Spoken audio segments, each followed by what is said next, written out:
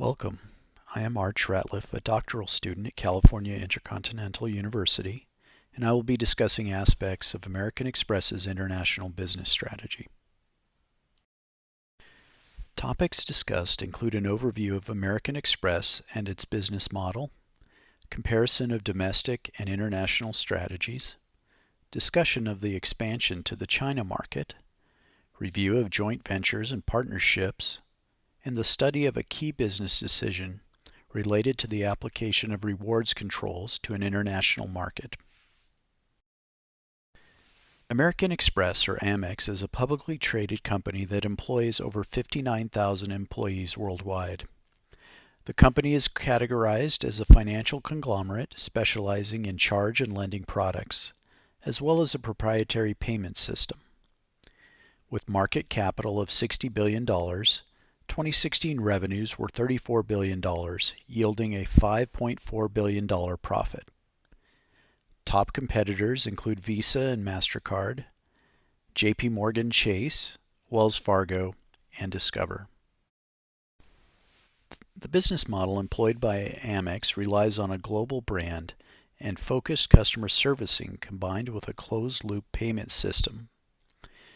Diversity of customers, businesses, and merchants, a global presence, strong revenues, and healthy operating leverage all contribute to the company's success and strategy. Established as a global company, Amex leverages distinct approaches for its domestic and international strategies. As one of the smaller financial conglomerates, in terms of both revenues and footprint, American Express employs a differentiation strategy across its business segments. Global commercial accounts seek to reduce or maintain operating expense outlays while positioning the segment as a business-to-business leader in the industry. U.S. small and medium enterprises seek to expand business-to-business payments while being a leader in small business financing and working capital. International small and medium enterprises seek to expand to additional markets, pursuing a growth strategy driven by increased acquisitions. U.S. consumer services seek to maintain existing gains in the market, particularly among offline channels, and increase premium partnerships with the intent to grow digital acquisitions. International consumer services focus on growth, expanding to new markets, and providing new product offerings. Seeking to unify the brand globally, American Express recently engaged in an extensive rebranding effort, employing legacy concepts that reinforce the value of using American Express products. The first quote emphasizes the rebranding effort and its reference to service, security, and trust inherent in the brand. The second quote identifies the intent of the rebranding effort to create a global identity that imbues consistency and provides relevancy in multiple markets.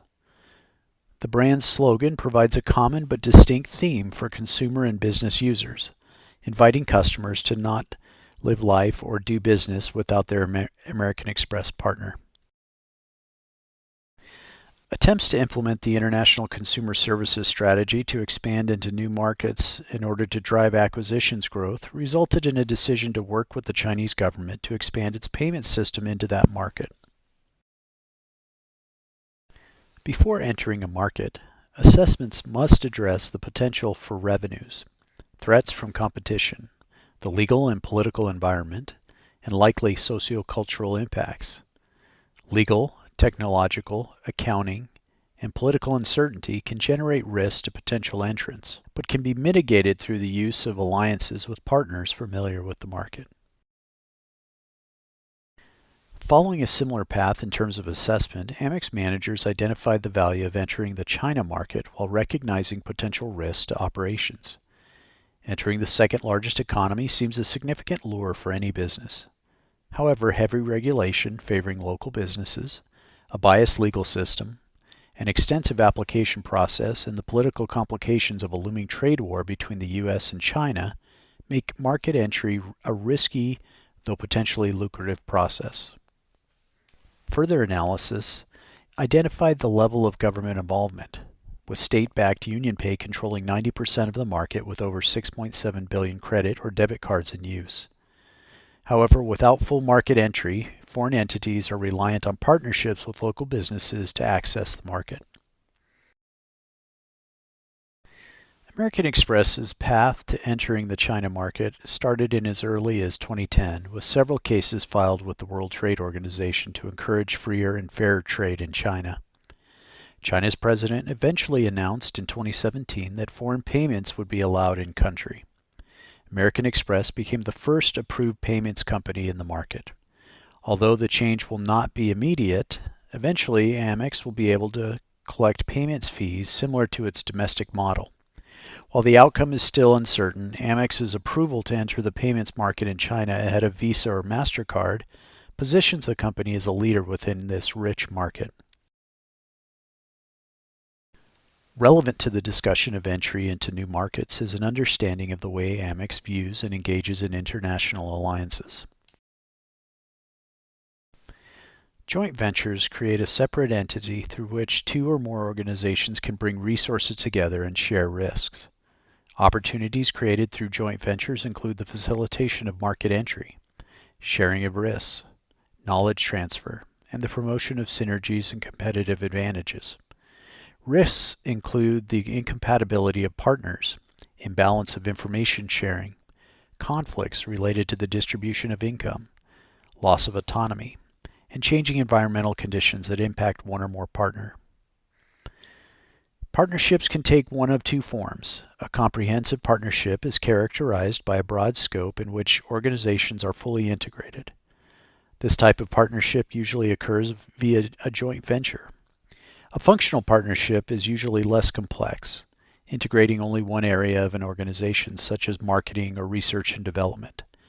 While it can take the form of a joint venture, it is often associated with other types of alliances. Hilton, Marriott, Delta, and Facebook make up American Express's key partners. These partnerships can cross single or multiple functions that include co-branded products, travel and lifestyle services, membership rewards programs, payments processing, and merchant benefits programs. For each of these and potential new partners, Amex seeks to launch new products, expand rewards programs, and grow existing products established in new markets. Review of a recent decision to expand either standardized or customized marketing rewards controls serves to highlight opportunities and risks inherent with international market expansion. The issue necessitating controls stems from a practice labeled rewards misuse, in which a customer seeks products with a rich welcome offer, applies for the new card during the welcome offer period, usually 90 days, meets the minimum spending requirements and receives the agreed upon membership rewards bonus, then cancels the account and stops using the card or downgrades to a lower cost product such as a non-fee card. The customer then repeats this process with the same or another product. In the U.S., American Express has implemented controls in Step 3 that prevent a customer who has a history of gaming from receiving a welcome offer. The customer can either proceed without receiving the bonus, as shown in Step 4, or they can cancel the application. Expanding the same policy that exists in the U.S. to the United Kingdom via standardized controls provides some distinct benefits, but can also create disadvantages. Advantages of a standardized approach include reduced costs to acquire customers, centralized controls, efficiency in analytics and modeling, economies of scale in the deployment of supporting product teams, and support for a singular global strategy. Disadvantages exist in the form of lack of consideration of differing demographics, potential regulatory impacts due to a consumer-friendly legal and regulatory environment, differing consumer gaming patterns, and disruptions to marketing initiatives. A customized approach to UK expansion of controls brings different advantages and disadvantages. Advantages include adjusting to differing demographics, the ability to adjust to avoid legal or regulatory challenges, increase local marketing team alignment, and the flexibility to address changing conditions.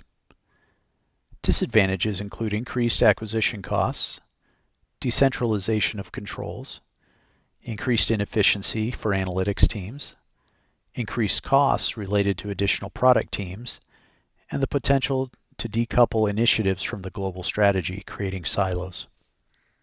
While risks exist with either decision, the varied and fluid nature of operations within the UK and other international markets necessitate a more customized approach to control implementation. A more price-sensitive consumer base, strict regulatory and legal actions, low relative misuse rates compared to the US, and existing structure in-country that can mitigate analytics and product team costs all contribute to the decision to customize rewards controls. This approach provides the best balance between risk mitigation and cost savings. Thank you for reviewing this discussion on American Express's international business strategy. If you have any questions, please reach out directly to me. And again, thank you for your time.